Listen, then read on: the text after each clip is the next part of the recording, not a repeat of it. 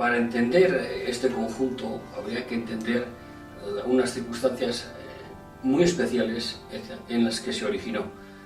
Este proyecto, este encargo, se planteó a partir de unos grupos cooperativistas que estaban orientados en las líneas, en las líneas del 68 de aquella época, es decir, una línea progresista, una línea humanista, una línea tercermundista, todo este batiburrillo de ideas y de utopías que se planteaban en aquella época.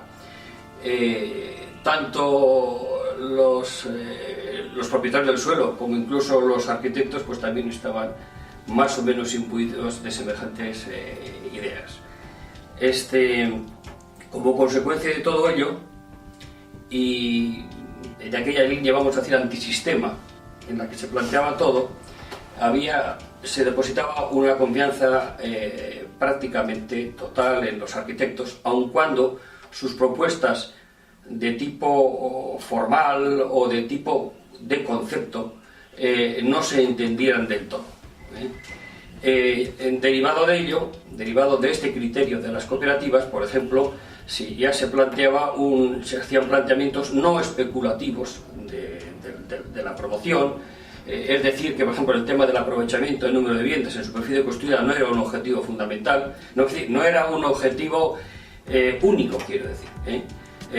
Se planteaba como, por ejemplo, la arquitectura y el urbanismo pues eran elementos de valor cultural, elementos de valor social relevantes, y se planteaban además unas posibilidades amplias dentro de lo que podemos considerar experimentación o innovación de conceptos tanto en arquitectura como en urbanismo. Lo que hay que situarse en aquella época, que eran los últimos momentos justo antes y durante la muerte de Franco, que lo que prácticamente unía a la gente que componía estas cooperativas era la oposición al régimen.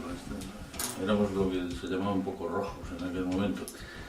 Y esa oposición al régimen establecido también se traducía en querer vivir de una manera diferente o vivir en unas casas que eran distintas de las que habitualmente se construían y en las que habitualmente vivía la gente. Yo creo que eso hizo pues que esa confianza es una confianza que hoy en día, por ejemplo, es impensable. Esa confianza que había en los arquitectos o en una cosa nueva que estaba sin experimentar, hoy en día eso no se repite. Y estas mismas personas que estaban en contra del régimen establecido y que querían otra cosa, pues bueno, en este momento no se dan esas circunstancias y en este momento es prácticamente imposible encontrar un promotor privado con estas premisas que te encargue unos edificios de este tipo, unos edificios novedosos. Otro elemento también de valoración que fue importante cuando se planteó esto, es decir, que aquel sistema lo permitía, aquel grupo lo permitía, eran las especiales relaciones entre lo común del grupo y lo privado. Es decir, que lo común tuviera sentido, que se permitieran amplios espacios para lo común, para espacios comunes, como podemos ver en las campas, las zonas verdes, etc., aun cuando ello fuera en un relativo detrimento de lo privado, es decir, de las superficies individualizadas. Los criterios con que nos planteábamos eran los criterios, o la cultura, vamos a decir, de un racionalismo noreuropeo ya revisado por las tendencias orgánicas.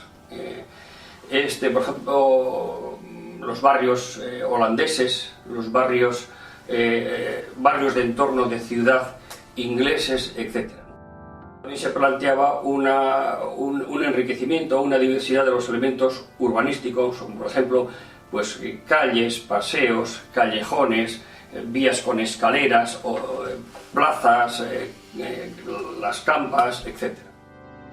Las teorías entonces estaban empezando a estar de moda, que las teorías de Christopher Alexander de comunidad y privacidad, es decir, eran unos criterios que planteaban que todo el tema de accesos y circulación rodada, aparcamiento, etc., tenía que estar en el borde exterior, como si fuera una especie de muralla perimetral del conjunto urbano, para situar ya dentro todo lo que es puramente peatonal, etc.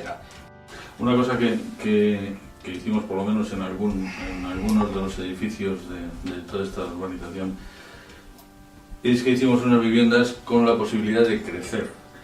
Entonces son estas viviendas que tienen la estructura metálica por fuera y poniendo unas vigas nuevas y soldando a la estructura que está vista, se podía aumentar una habitación o 2 habitaciones la vivienda. Y de hecho, muchas viviendas han crecido sin problema, y no se nota ahora mismo que han crecido. Pero si cogiéramos fotos de su momento cuando se construyeron o cuando están ahora, pues ha habido muchas que han ampliado un dormitorio, viviendas de 3 dormitorios pasaron a ser viviendas de 4 dormitorios.